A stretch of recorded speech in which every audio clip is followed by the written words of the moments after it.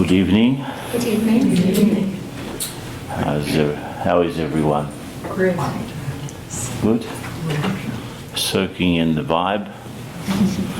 That's very good. I just came in from Toronto this morning.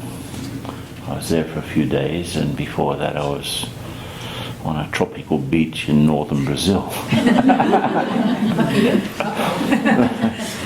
Sipping coconut water and watching the palm trees. A bit of a contrast of climate.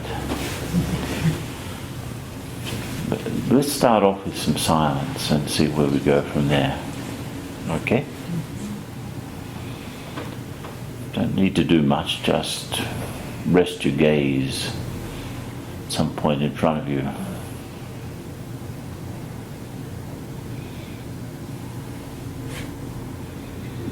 Just become aware of the present moment. What's going on around you.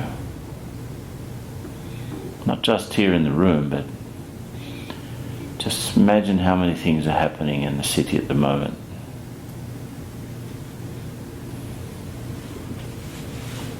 The country, the world. Lots of things whizzing around.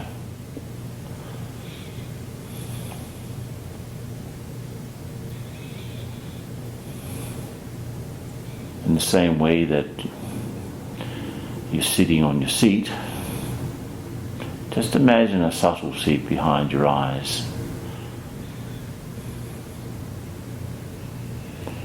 Middle of the forehead, a couple of centimeters back.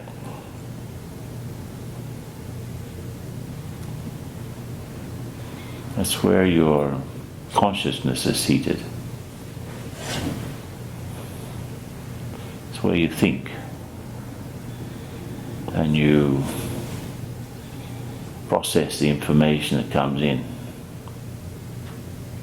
And you decide about it. Just sit there for a minute. Allow the things to flow around you, but stay in the middle. Still. Very stable.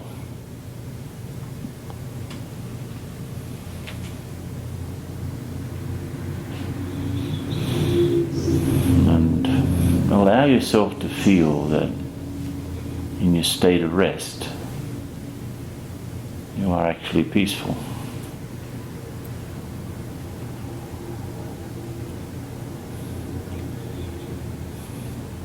Of course, you're not jumping around, you're content. Just to be.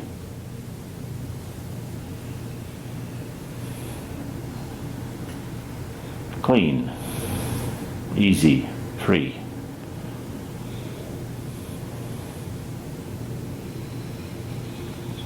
Just see yourself as a tiny point of conscious energy radiating in the middle of the forehead.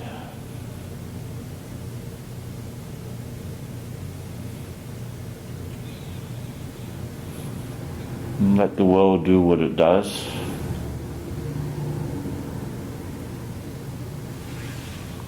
You're also aware that not just that you're in the center of 360 degrees of stuff, you're also in the center of your life.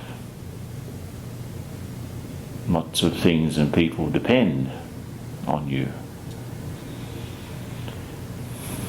And as you become stable and calm, you're actually impacting on your network of things and people.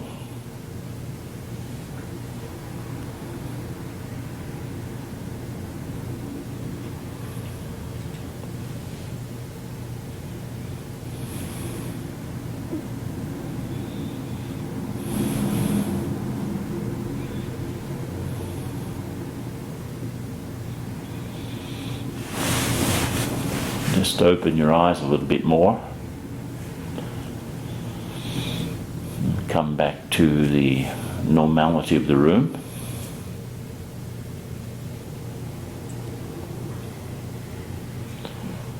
Is that okay? How you feel? How you feel? Good? Calm. Good. It's not so difficult, is it? That's what meditation, at least that's how meditation starts out.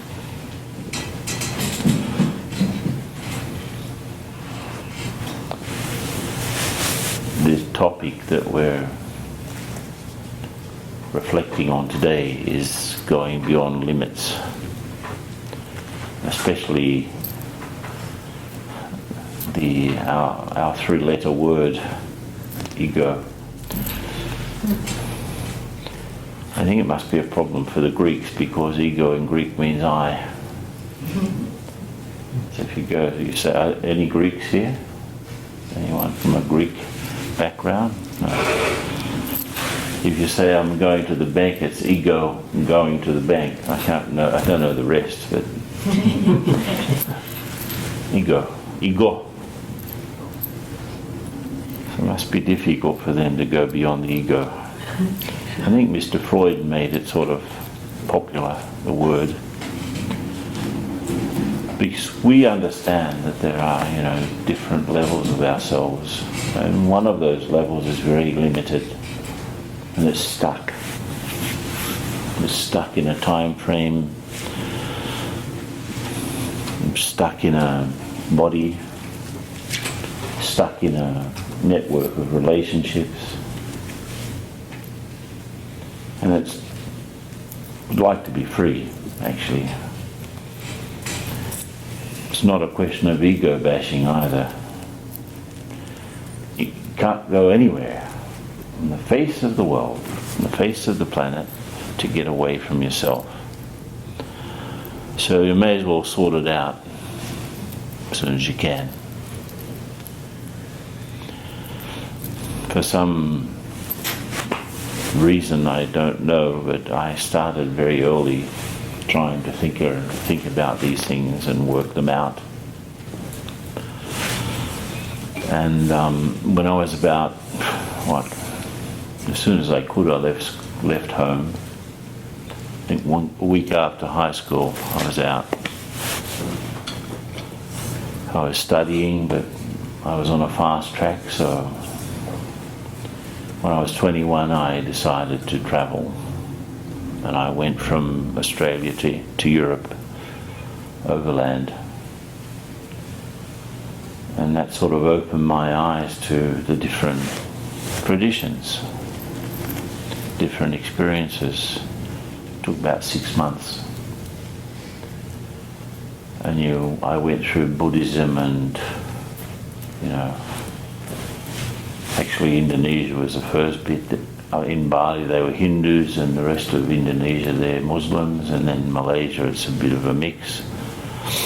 Thailand, of course, mainly Buddhists. India,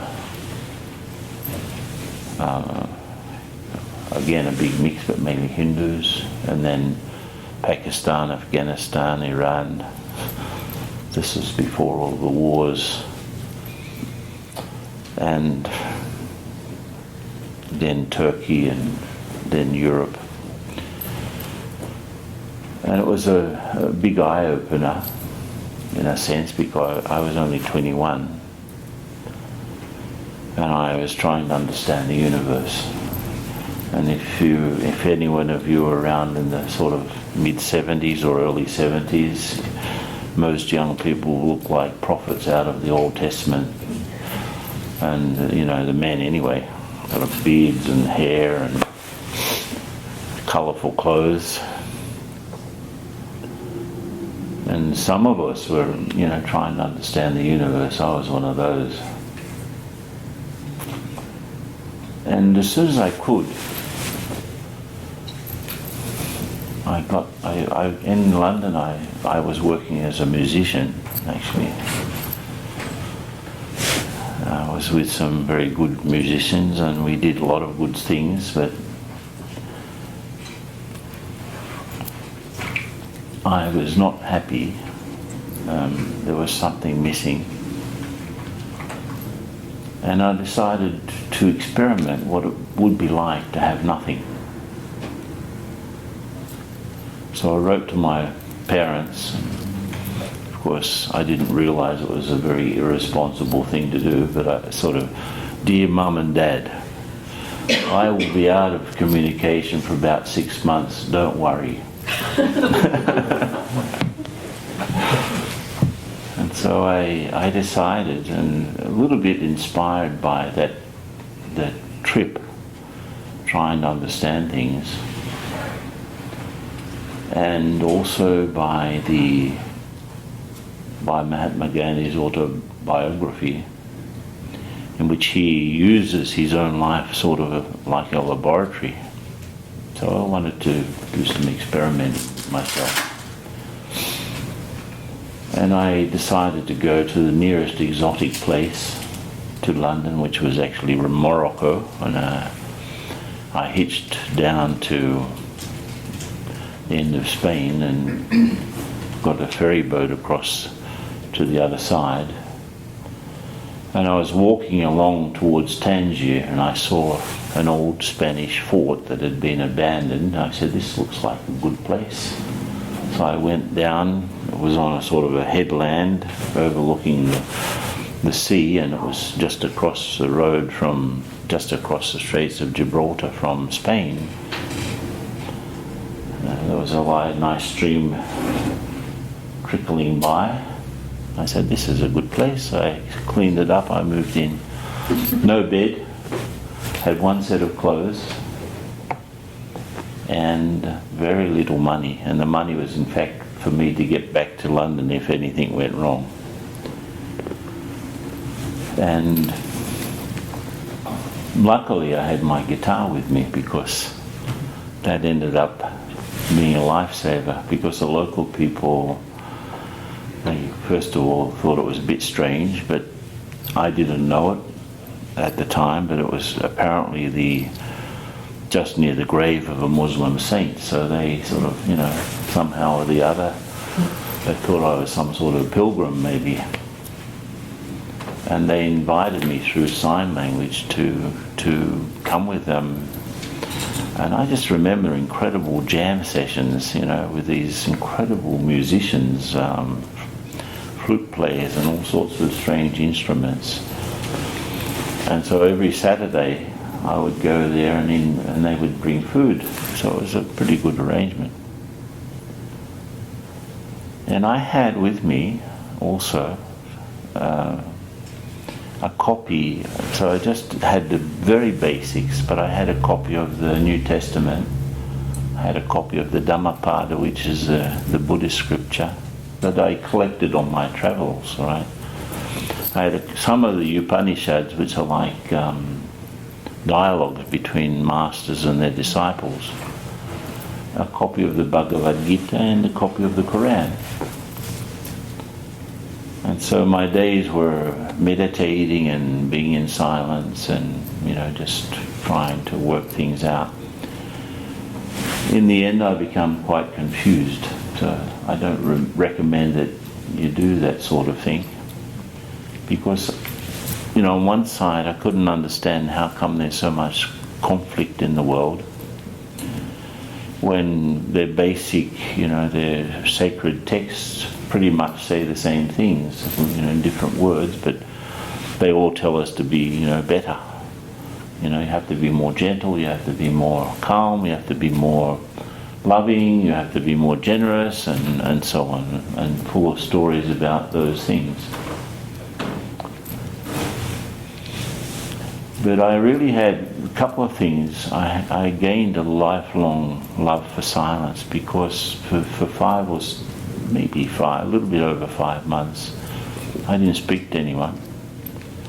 And I was alone, except for those jam sessions, living basically on buckwheat bread and, some they showed me how to make it on a flat stone. And some greens, basically, that was it, that was the diet. So I had a understanding what it would be like if I had absolutely nothing. You know, it wasn't that I had zero, but almost nothing. And that gave me a lot of confidence, I would say.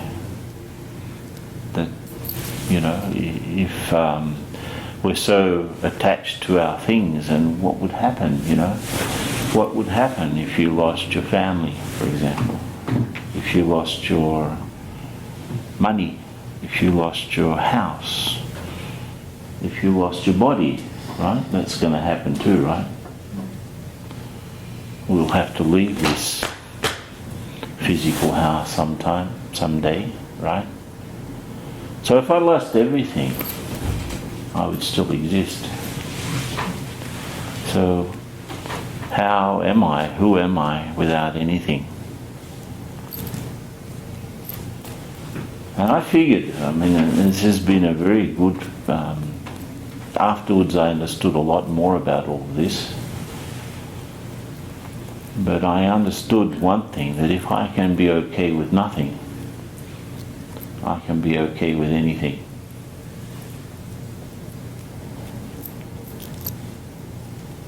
And it's not true the other way around. Yeah. If I'm okay with everything, doesn't mean I can be okay with nothing. So what happens? Who am I that can separate out from all of these things? And what started me on this journey was an experience my mother had when I was 15. She had an operation, and of course I wasn't around to see it, you know, but I knew that something quite dreadful had happened to her. She died, actually, for 4 minutes, and then came back. She had one of those near-death experiences before, you know, all of these books have been written about the topic. But it was very similar to what those later accounts described, that she had, she's now passed on, but she had a very rare blood group, and she was having an operation. They couldn't get, she had to have a transfusion, they couldn't get that blood type. So she expired for 4 minutes. And she described that she was sort of floating off into, you know, a light, very pleasant experience of leaving the body. And she's sort of just floating off into the distance and looking back, and she's seeing the doctors trying to resuscitate her body, you know, putting, you know, shocks, heart shocks and stuff. And so she was in a dilemma. Should I continue in this pleasant sort of journey, you know, no pain, freedom, and should I go back? And so she's in that dilemma, and of course she ends up coming back and stayed on for another maybe 30 years, I guess. But she was completely transformed by that experience, because she knew what it was like to die. Well, she was never really a religious person, but very spiritual, and especially after that, like, she was the most calm person on the planet, because that no fear, you know, no fear. And when she actually did expire, I was with I've got a couple of brothers and sisters. No one was really crying, because she had drummed it into us, you know, I do not die. We were brought up from that, you know, those days. No one dies. I continue. And that had a profound impact on me, because after that I thought, wow, what is this thing that, you know, can go beyond the body and see the body from a distance? What is this conscious energy that, you know, that can separate from the body, that separates from the body actually? there is what we call death. And so I that's what started me off on this journey, in a way.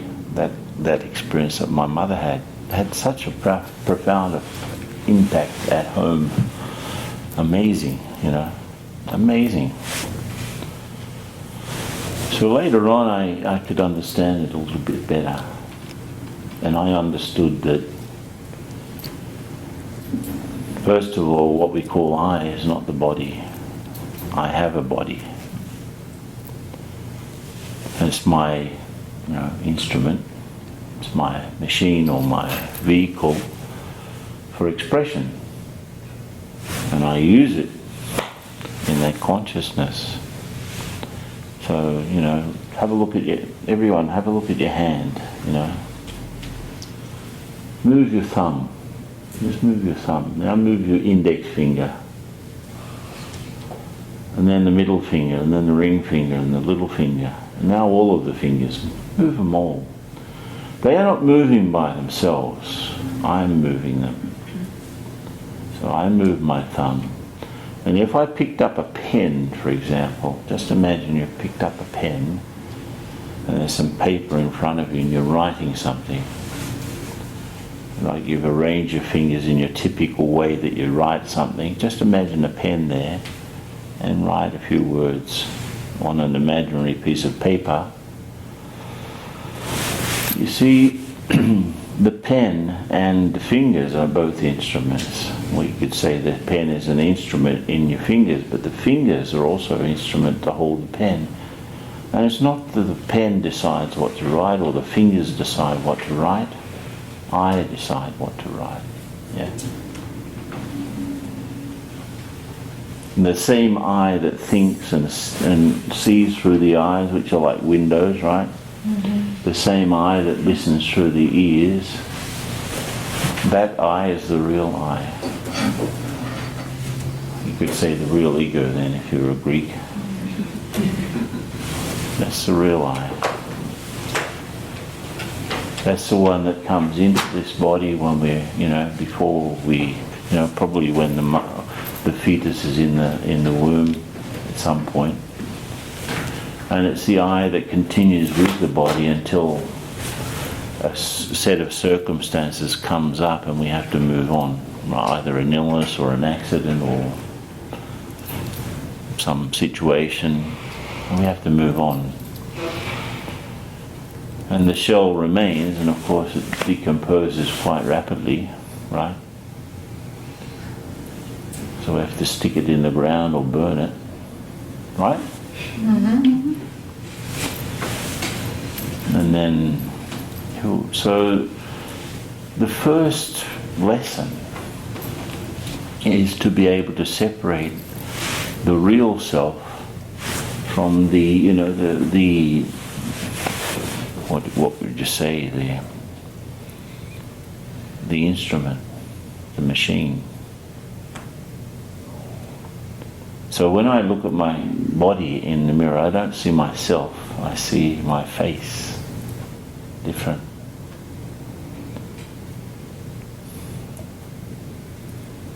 Even I don't say I face, I say my face, my nose, my hand,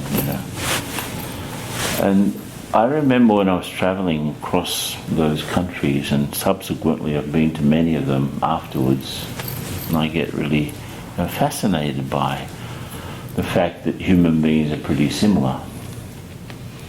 Just a few months ago I was in Malaysia, and I was conducting a training to different groups from Asia, and there were groups from Korea and from Japan and from Philippines and Indonesia and Thailand, Cambodia and so on. And of course they were getting translated, everything I was training, but in their groups, they were actually in groups by their languages, right? So I don't understand Korean or Japanese or Chinese or, anything. So I was imagining if I was deaf, couldn't hear anything, but I could watch them, and the groups that what they were explaining and their gestures are exactly the same gestures. They're all trying to explain themselves and express themselves, in a similar way. And I thought, wow, I think that one of the main problems that creates conflicts are the different languages. So we're saying the same thing, we don't realize it.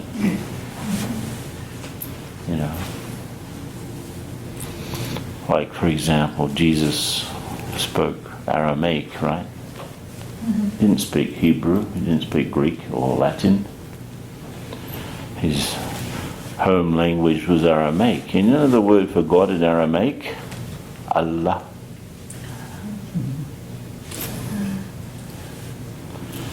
So if we knew that, maybe there would be, less conflict.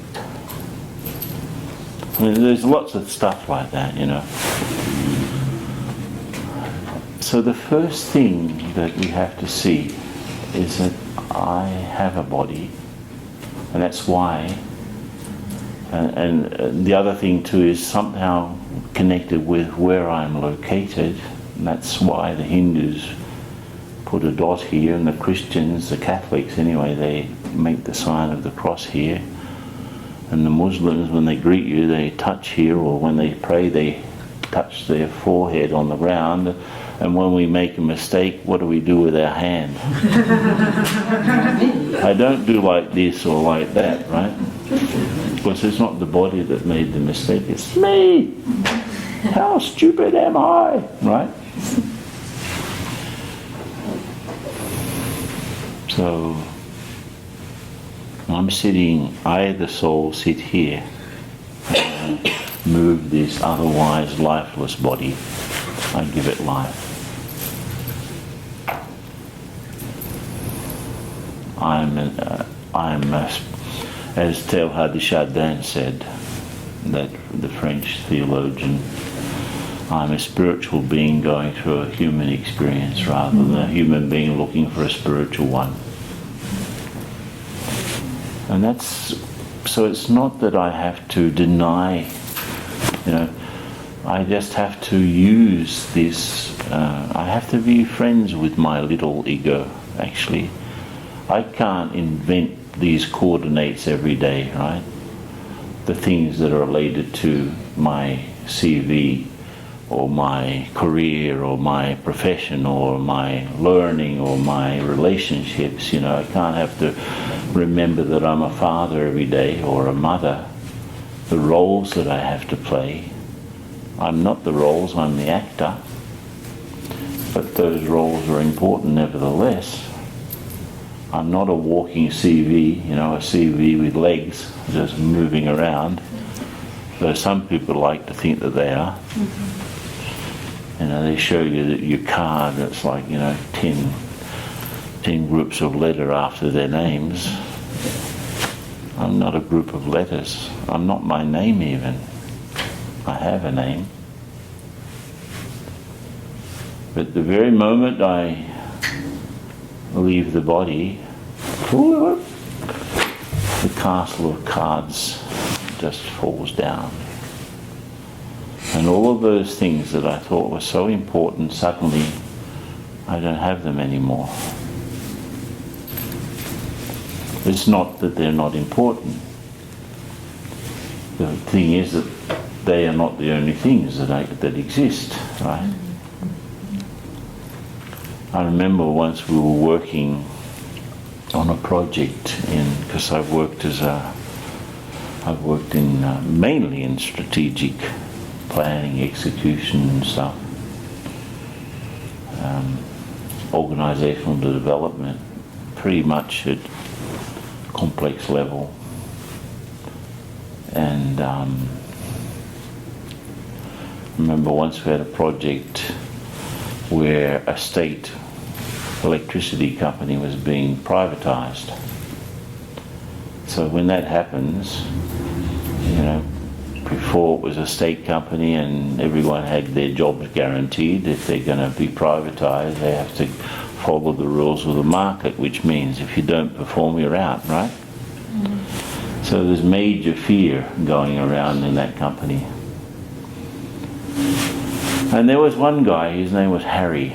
I always remember this. Harry was a project manager of a hydroelectric plant. He was it's like the mayor of a small city in a sense, because he was the big boss. And there were about, I guess 5,000 people working on the project, and he was the big boss. And he was resisting terribly, this whole idea to get privatized, because, he'd be kicked upstairs, basically, He was at the end of his career, and he'd be moved out. And it was on the cards, right? His promotion, removal actually from the operation. But so we asked him, Harry, you know that this is going to happen. It was such a thing. He was so proud of his job,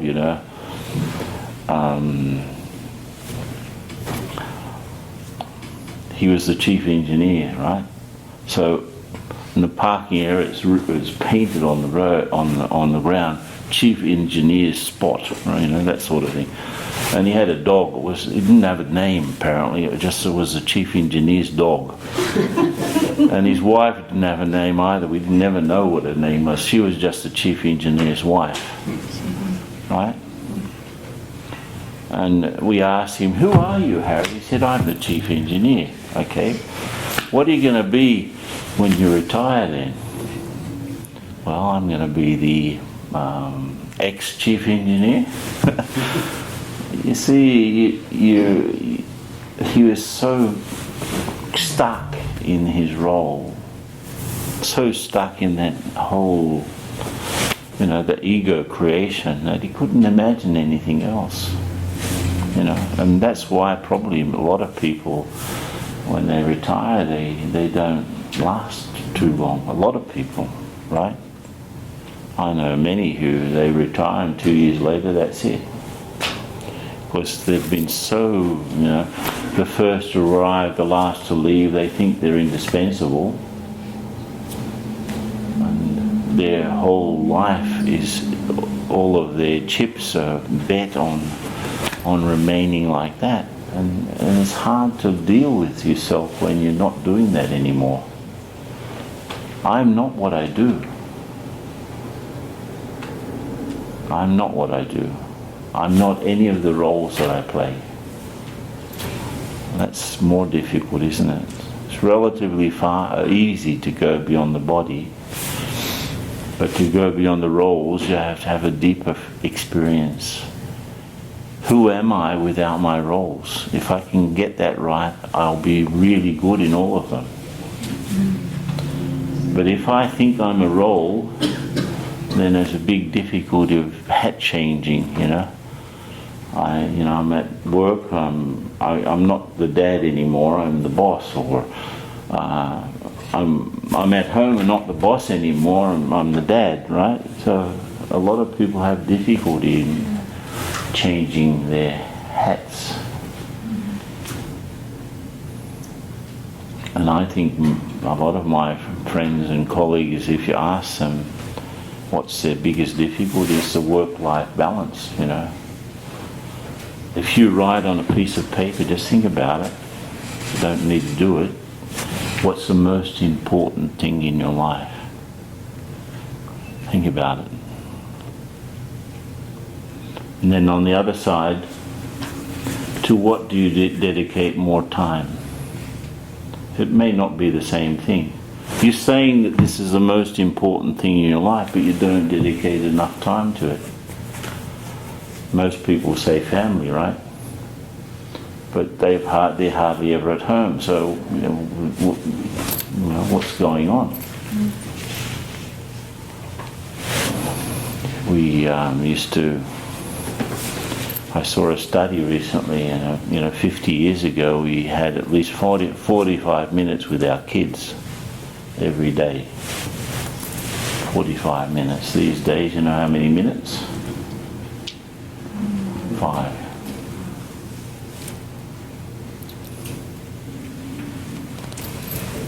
families are really important. 5 minutes a day, okay. I believe that. Others wouldn't. You know, an average marriage in the US, you know where I got this information from? A magazine called Divorce. There is such a magazine. And the average marriage in the US lasts 7.2 years.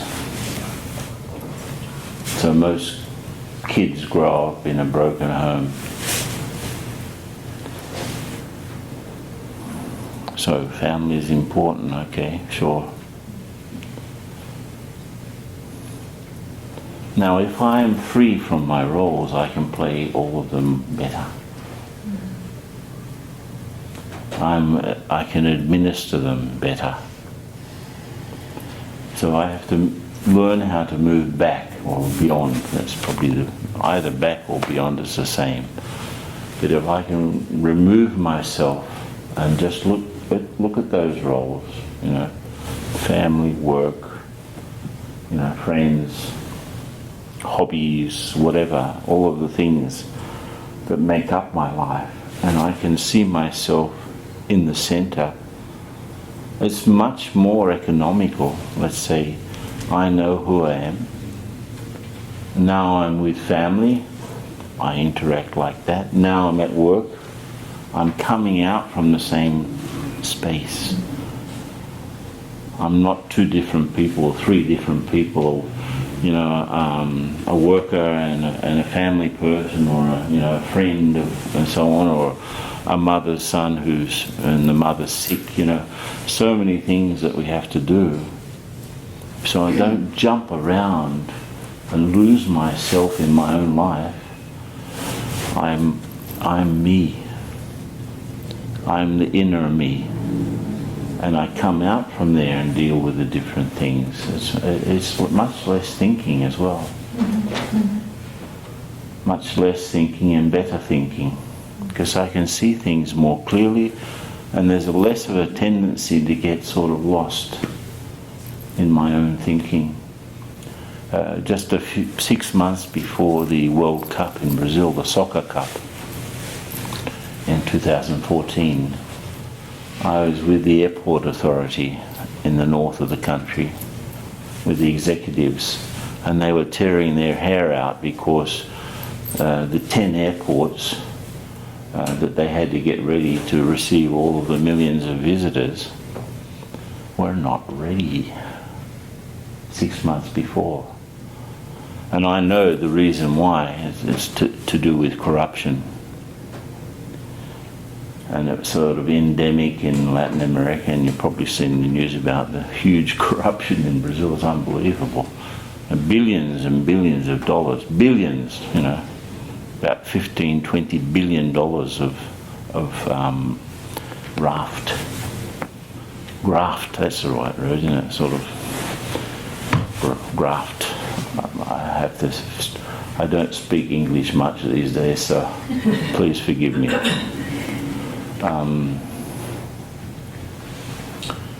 And so they delay so that they can approve more money, emergency fund. There's always more, and so it's deliberate. Anyway, it's not their fault in the airport authority. They just had to get the work done. And they were really very, very worried, anxious. And I asked them, you know, what's the busiest airport in Brazil? And they said, Sao Paulo domestic. So it's like, in the peak hour, it's like, the rush hour, it's like a flight every 90 seconds or less, coming in and going out. It's just amazing. So I said, what about the airport of the mind? How many flights do you have a day? Lots of things land and lots of things take off. So what do you reckon? And I said, it's probably, you know, if we've got 1,000 waking minutes in a day, just to make the calculation easy, because a day has 1440 minutes. You can, let's say you're sleeping and resting for 440 minutes, a bit over 7 hours, and you're awake for 1,000, right? And you have a flight every second. That means something coming in, taking off, an image, a memory, a glimpse, an idea, a sensation, a feeling, all of that happening in your mind, 1 a second. That's 60,000 bits of stuff in one day. How much of those 60,000 things are useful? And some people have even more fractured minds, and they're having something every half second. That's 120,000 bits. You know why you get tired? It's not your physical activity. Brain weighs less than a kilo, yet it uses 35% of our energy. It's our thinking that makes us tired. So imagine if you could think clearly. Imagine if there was no clutter. Imagine if you didn't have to fight with yourself. You know, all of those things, all of those flights coming in and taking off and disputing the airfield of the mind at the same time, sometimes crashing with each other, right? Do our thoughts and feelings and sometimes clash with each other, do they?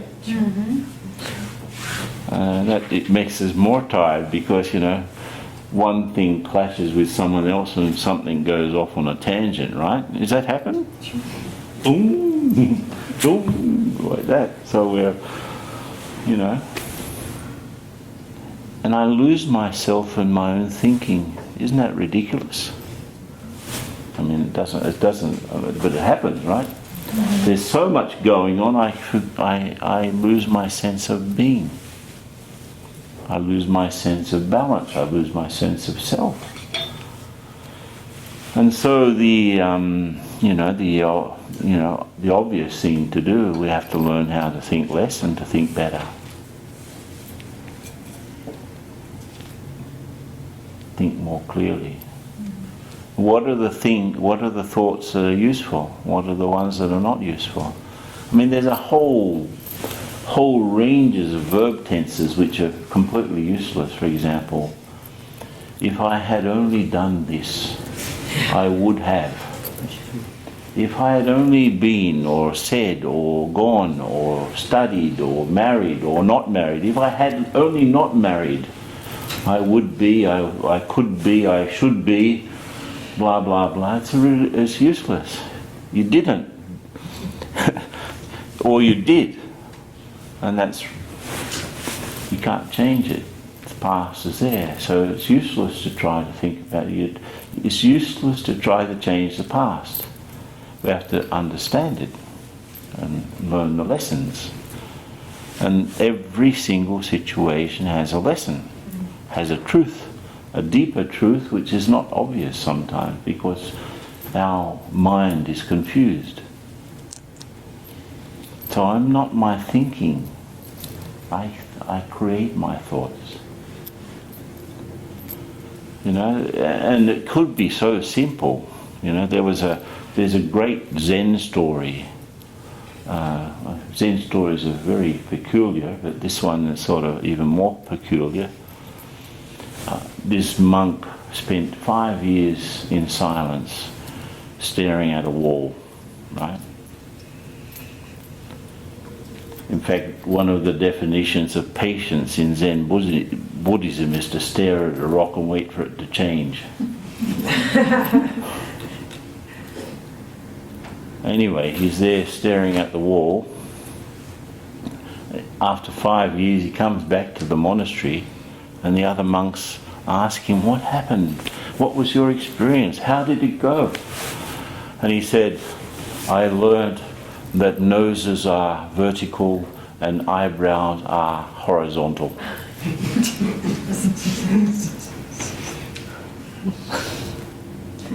What do you mean? They say. He didn't want to explain. You know what he did?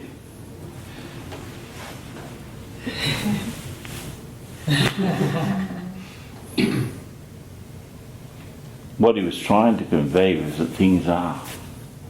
Things are what they are. So, to imagine if you had that level of perception of things. No invention, no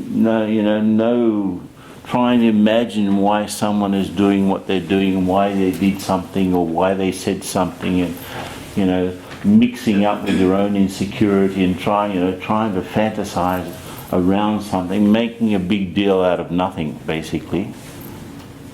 And if you can reduce things to what they really are,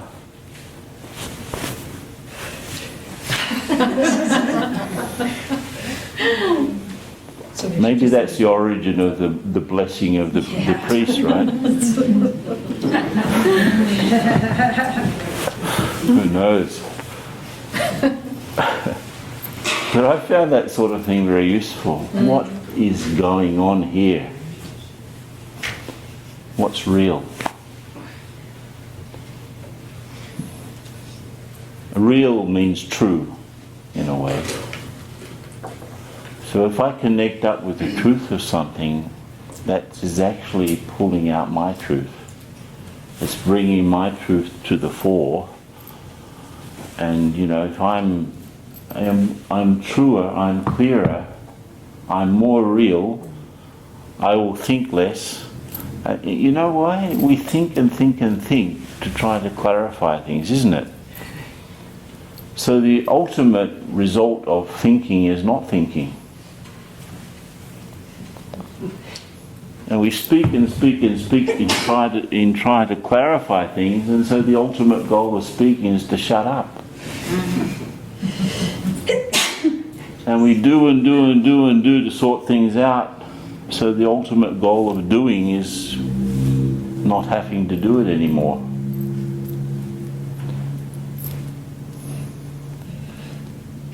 When things are clear, if something is clear, do you need to continue to think about it?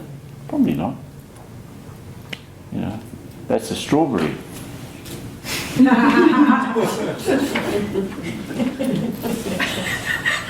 That's a tomato. Right?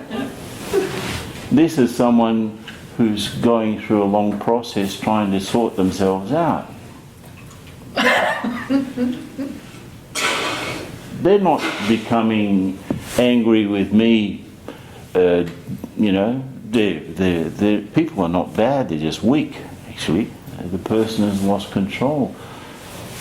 That particular thing that makes me irritated, that used to make me irritated, in fact has a history. And there are a lot of ingredients involved in that person behaving in that sort of way. And it has a whole history, actually. Some of it may have to do with me, but most of it has to do with him or her, right? So, see what's, if we are very eager, what happens when we expand our thinking, and this is the biggest paradox of all, if we think too much, we reduce ourselves.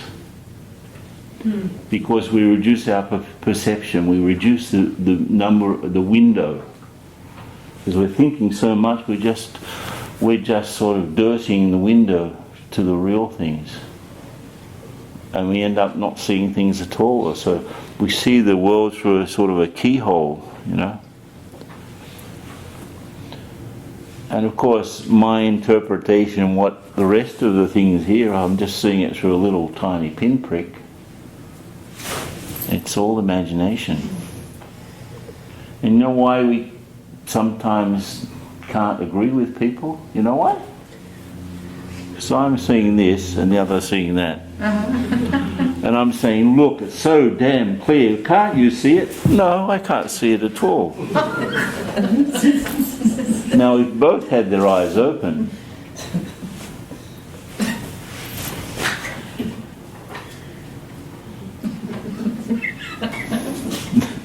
Why are you laughing?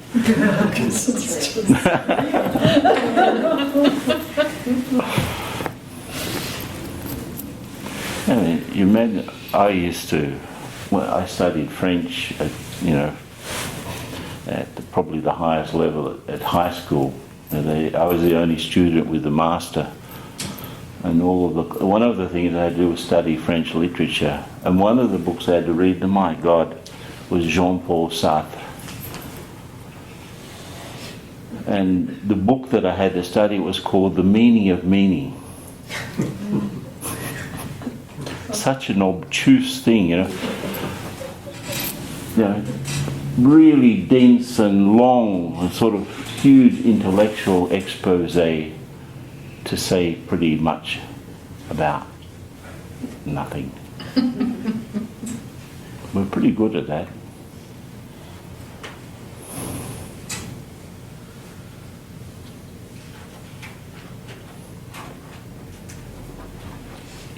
All of the people, and this is something, if I can step back from the ego, you know what happens?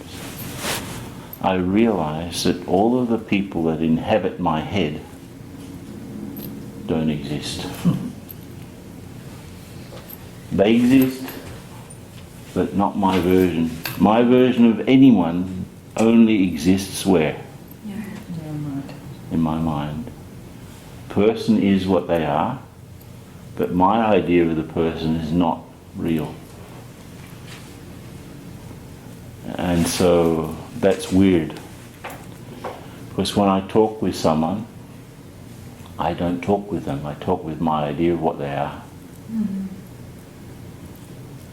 And they talk with their idea of what I am. Mm-hmm. And neither of us talks to each other deeply, really. So we have some idea of how people are, and they expect. The other day I had a. It's an easy trap to fall in. Even after so much meditation, the other day I fell in it. Because I was expecting someone's reaction to be quite drastic to a certain situation.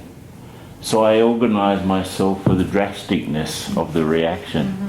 You know what I mean? Mm-hmm. And their reaction was so nice and so easy, and so all of that preparation, right, to talk to the person about the situation was in vain, because the person's reaction was she was having a good day, No problem, it's okay. What? 6 months ago or 2 months ago, she would have just, screamed her head off, So the ideas that we have about others, they get in the way of what we really are, So I need to step back and see myself. I need to see my real value. So though we have to conquer the ego, actually we have to come to terms with it, not conquer it. No, it's not a good idea to be ego basher. I feel bad about your little self. Use it. Use it properly. Use your coordinates properly. In the best possible way. But, at the same time, what is my state from where I operate really is a sense of real value. I wrote a book called Human Values in the Workplace. Most of my books are in Spanish and Portuguese. I've got several books in English, but most of them are in other languages. Because I didn't even I wrote them in Spanish or Portuguese, I didn't write them in English. And so, the head of the central bank, the HR director of the central bank in Brazil picked up a copy of the book at the airport, and she got in touch with me. She said, "Can you come here and give a talk on your book?" I said, "Sure, why not?" And can we televise it to all of the units of the central bank throughout Brazil, in the states, right, in the state capital, the province as you call them here. And I said, yeah, why not? Sure, no problem.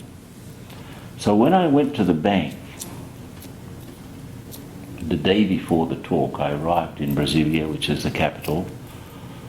I went there the day before to sort of see how the auditorium is and have a chat with her, and just set out a few details, timings, and test the sound and so on. And so I was with her for quite a while. As I came into the bank, I noticed that they were having there was a big advertising campaign, some sort of promotion of something, and they were trying to get people. They were launching a campaign. They just launched it, I wasn't aware of it, to inspire people to have more care when they're handling paper money. Because they figured if people handled the money more gently, it would last longer. Right? Because the central bank is responsible for taking out of circulation the damaged notes and reprinting them, getting them reprinted through the mint. And so there was this campaign, appealing to people, please be loving with the money and gentle with the money, don't screw it up, don't jump on it, don't tear it, be nice with the money. And we will save $5 million in printing costs over 2 years or something like that. I don't think it took off actually. But I thought I'm going to use this in my talk. So that night I got a copy of 100 reals, and that's about $50, was about $50 then. And I made a coloured photocopy, so I was thinking it's going to be on TV, right? So no one will know the difference.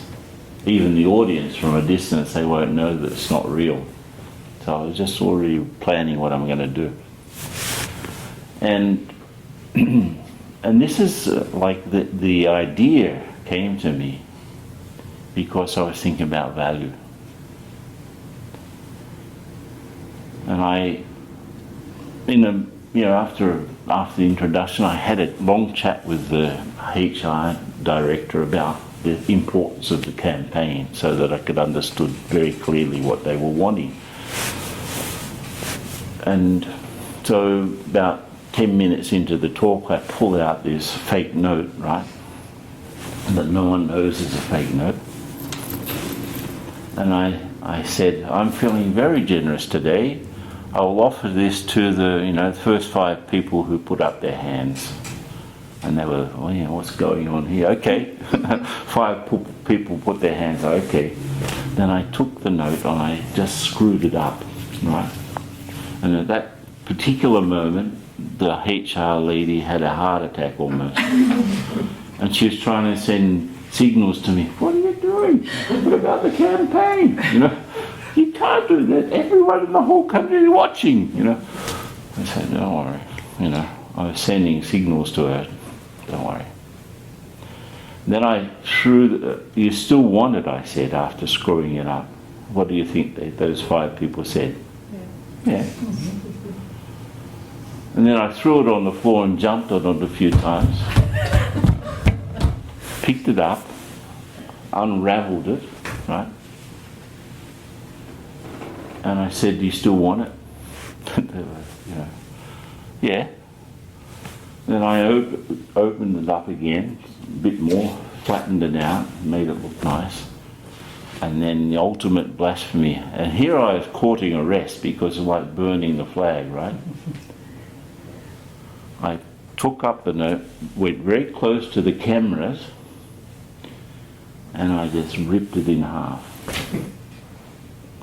And then I picked out some sticky tape from my pocket, and I held up the 2 pieces and the tape, Do you still want it? They said yes. I don't know how it is in Canada, but if you can stick the two sides together, it's still valid, right? And they looked at me, and here the HR lady was hyperventilating, you know. She was, what's going on? I said, don't worry. I would never do this with a real note. This is a fake note. But I did this to show you something. No matter what I did to the note, I screwed it up, I jumped on it, I tore it in half, and it still continued to have the same value. And I said, do you realize that there's a deeper part of ourself that is not affected by circumstances? That's no matter what anyone does, no matter if the world screws me up, jumps on me or tears me in half, I continue to have the same value.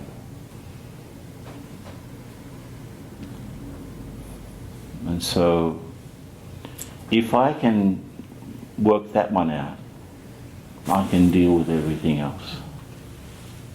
Because no one and nothing can take away my value unless I allow it. So I have an innate sense of self that doesn't change with circumstances, which is a very good place to operate from, because there's stability, there's confidence, there's a knowing, and there's not much thinking, there's not much processing to do, because we lose it when we reduce our own value. It's again a paradox. I reduce my value and I increase my thinking. It's all to do with self-respect. If my self-respect is very small, the world is full of monsters, and I have to try to figure out each one of them. But if I have a sort of a heightened sense of self-respect, and knowing that no one can take away my peace, really, no one can take away my inner happiness unless I allow it. And here we are in the marketplace of emotions, giving away our happiness for the price of a banana, Some little thing happens, here, take my happiness, I don't need it anymore. We use situations to cause sorrow to ourselves because we don't understand who we are. And if I know my real value, I don't need to, advertise even. I don't need to show myself up. I don't need to pretend, right?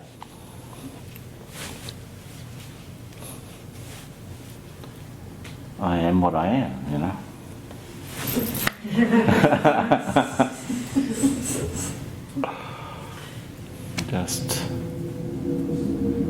And people sometimes find that a bit hard to handle. How can you remain so stable? Doesn't matter what goes on. That's my my inner strength. And I tell you, it's been over the years, it's been tested in my own case. But every time I meditate, I strengthen this sense of innate worth. And also inner stability, I would say.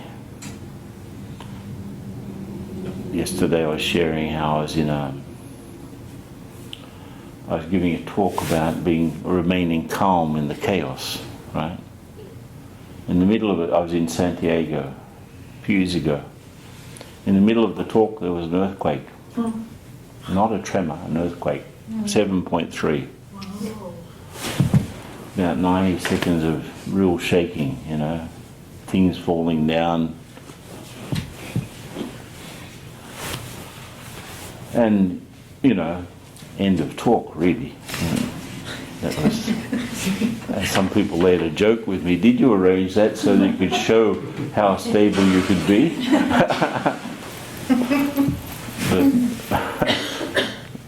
But the thing is that most of the people got up and ran out, in panic. But a handful of people remained. And naturally, I was curious, how come, I've never, I organised my thinking straight away. Oh, earthquake. It's the first time I've ever been in, I've been in tremors before, but not an earthquake. Earthquake. Now, how come these people didn't move? Not, oh my God, panic, let me run. No. Immediately my thought was, wait a minute, these people didn't move, why? So I asked them, why are you still sitting here? And they said, we're in a wooden building. And wooden buildings handle earthquakes better than brick ones.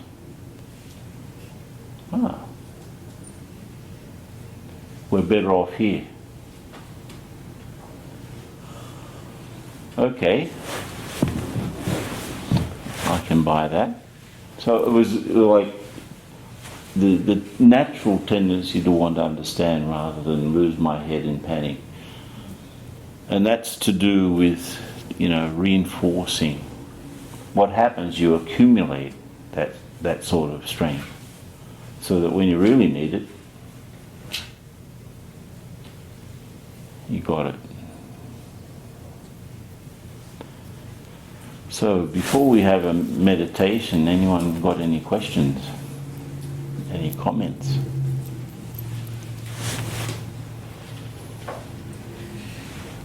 Yeah? Just was curious then, so what you said was wonderful, but in your own practice, how do you gain that self-awareness? How do you support your self-esteem so that you're, is it to do with your daily practice of meditation? Daily practice of meditation. And also always trying to understand what's real behind things, because there are so many situations that come up in a day, and I can just surf on the situation and get carried hither and thither, right? By all sorts of things going on. I can, on the surface there's a lot of turmoil, but if you just go, if you've ever done any, maybe not around here, they told me that the water's quite cold here, so you wouldn't go scuba diving, right? But if you've ever done that sort of thing in warmer waters, you notice that just a couple of meters below the surface, everything's completely still, The current, the waves are on the surface. There may be currents, but you don't see the turbulence. So trying to see in situations, not getting confused by the appearances and see what's really going on, that helps. And of course, so it's one side is comprehension, or trying to comprehend deeply things that are happening in real time, and the meditation practice that sort of builds inner resilience, so that when something really comes up, you've got enough to get by. You can't produce it in the middle of the turmoil. You have to have saved a bit beforehand. So the daily practice of meditation, and always trying to understand what's really going on, behind the scenes. Anything else? I just make a comment. I sense a true calmness about you. That's lovely. Calmness, yeah. Very hard to make me angry. Very difficult. You can try, come on.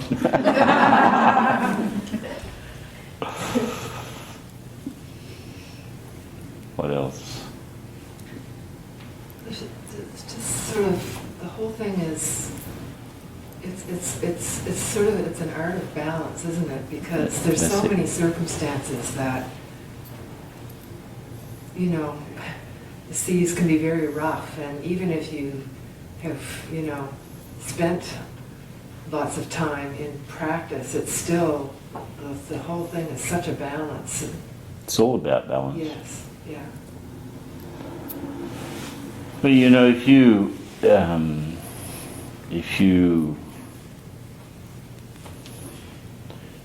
I've understood, for example, that any tension is just the pressures divided by your resilience. Now, if you want to reduce the tensions, you've got to reduce the pressures, or increase your resilience, or both. You know, pressures are of two types. Real ones that, you know, you have to pay the rent, you have to take kids to school, you have to be, you know, watch out for this, that and the other, you have to be careful. But unreal pressures are like our imagination, what could happen if, you know, your fantasy. I was just somewhere recently, and this guy was telling me a story. In Sao Paulo and in many places in Latin America, they're quite,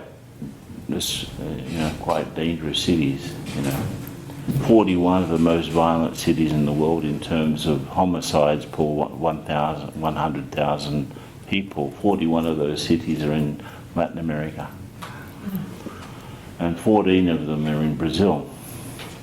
So 28% of the most violent cities that are in the world are in Brazil.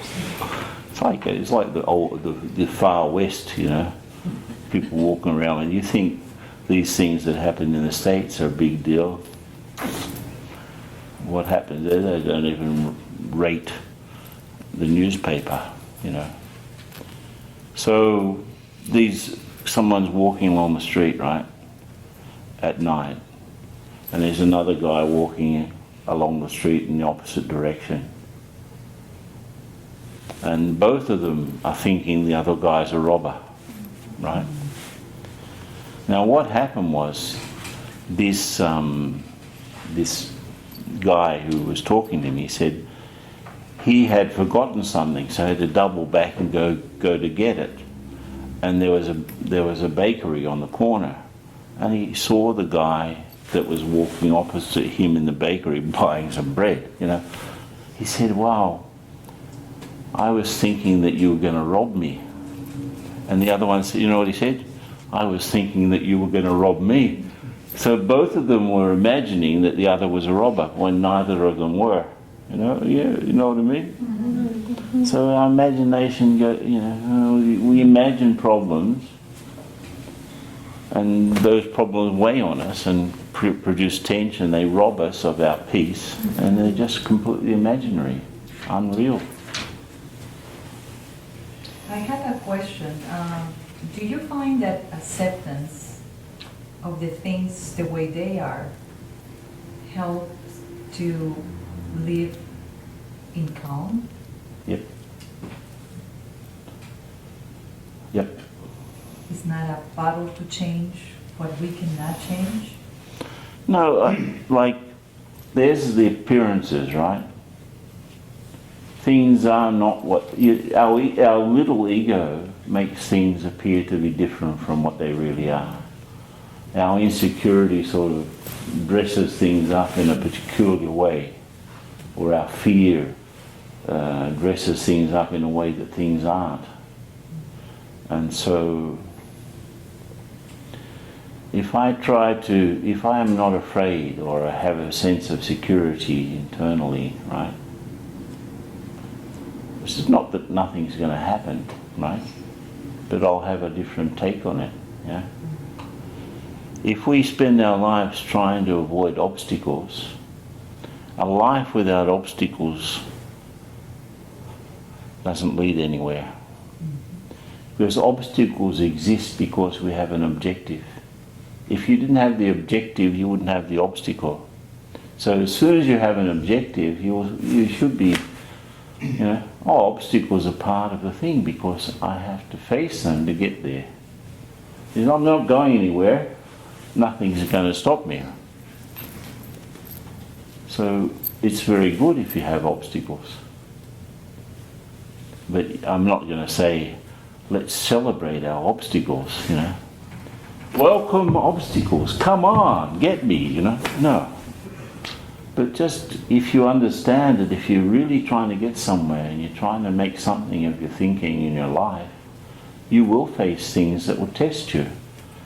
And actually they're a function of your path. So don't try to avoid them, just try to understand them. And if you do that, you'll probably see that they're not boogeymans at all, they're not monsters at all. They're just things that I need to understand. Yeah? Can I ask you one more question? Of course you may. When you're in meditation, I guess it's just, I'm sure the information is out there somewhere, but I'm asking you if you know the sort of frequency of love and how does that affect the experience that you have as a result of meditation? I don't know. Never heard that expression before. But it seems to me that there is a deep level of everything happening. And at that deep level there's a sameness.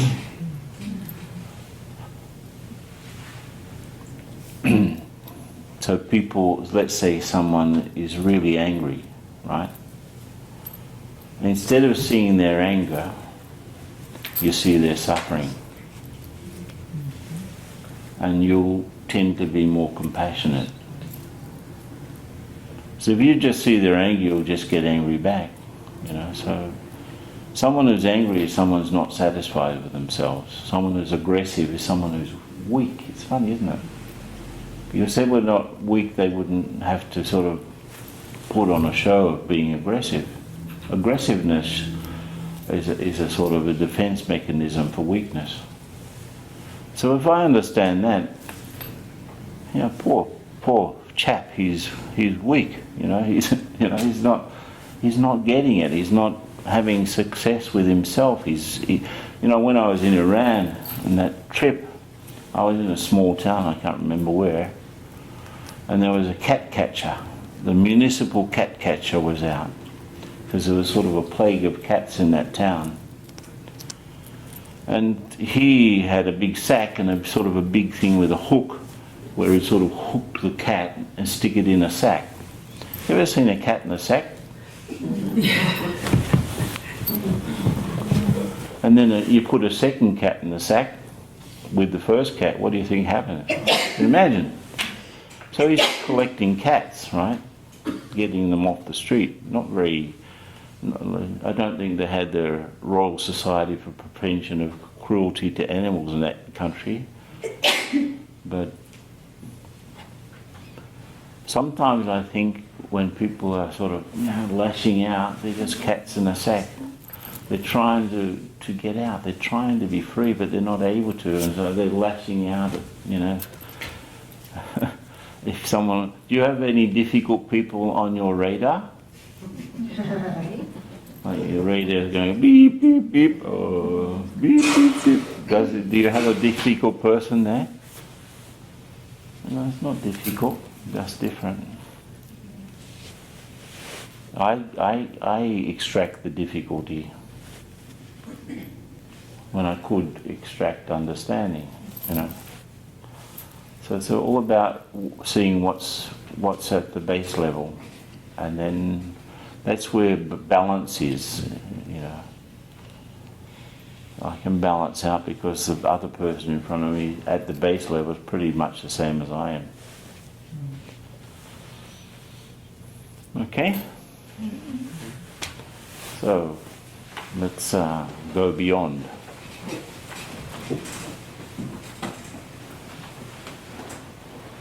And of course, in all of this, we have to connect up not only with ourselves. We have these qualities, but we need power also. So therefore, the divine comes into the equation. The one we call God or Allah or Shiva or whatever, the source. I have to connect up with the source. So,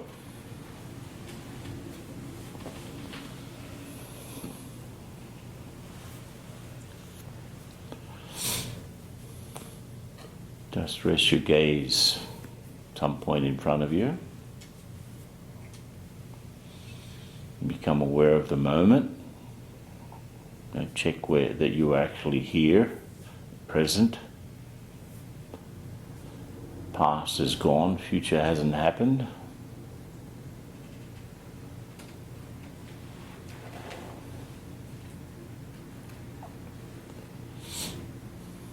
Just observe your own thinking.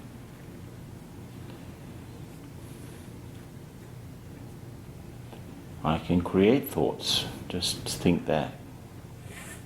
I can create my own feelings too.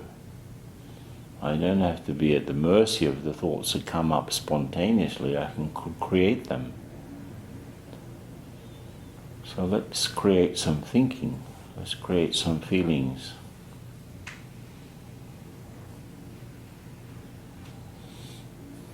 First of all, I am the conscious being giving life to this body. I'm sitting on a subtle seat in between the two sides of the brain, the level of the middle of the forehead, behind the eyes.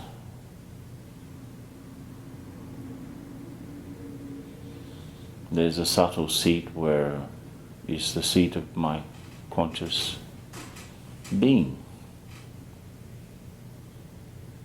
So I am that subtle, spiritual, conscious energy radiating what I am in the middle of the forehead.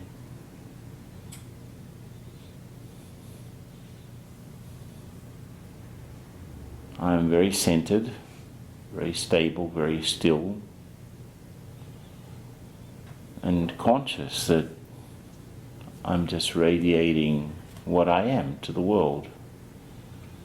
So at this moment I am peaceful and basically loveful and content.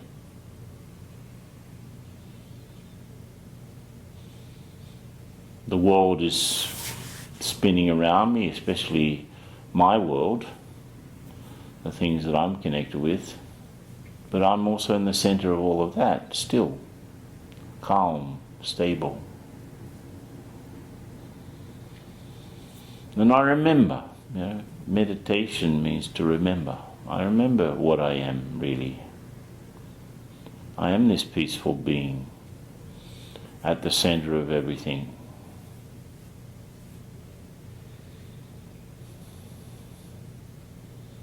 At my base level, I am like that. Others are too, but they've forgotten there are different levels of distance, different distances from it. But I've come back to what I am.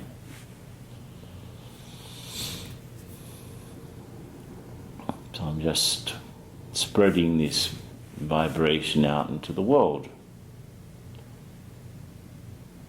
And I remember that subtle dimension beyond here too, the place that people try to get to when they pray or meditate, the heaven of the Christians and the Jews and the Muslims, the nirvana of the Buddhists, the Shantidam or the home of peace of the Hindus. It's the same place.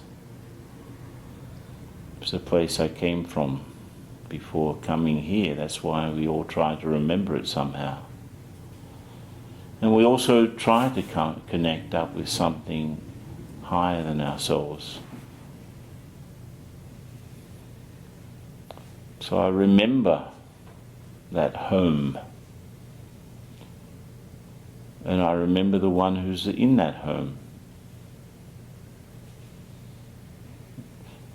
The Creator, the Source.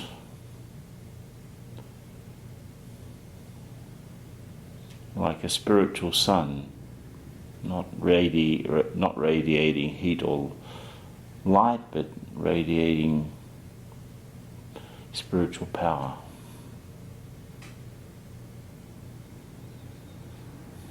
So I remember that with a lot of love and humility, but I remember that I'm connected.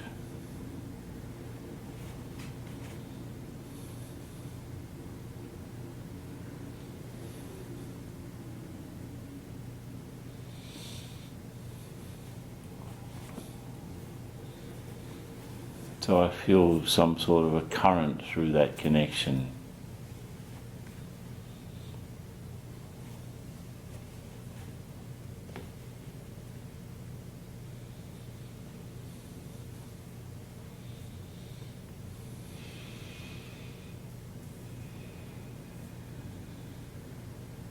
So I'm receiving on one side and just radiating out on the other.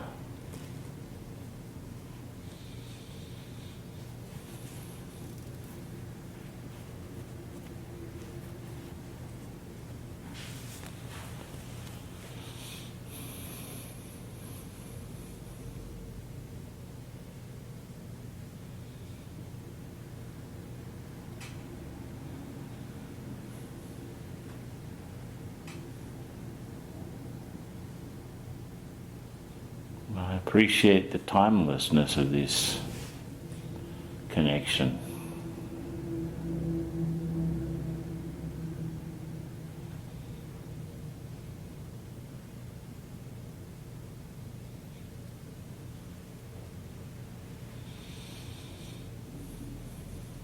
And knowing that I can remake this connection whenever I want, wherever I am. This gives a lot of comfort.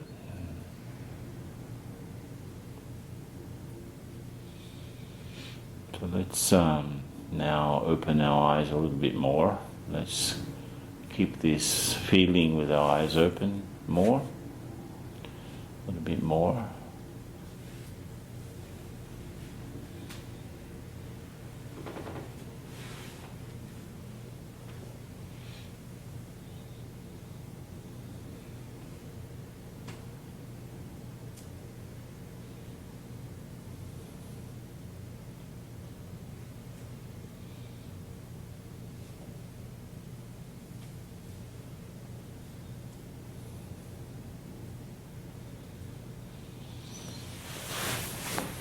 Okay.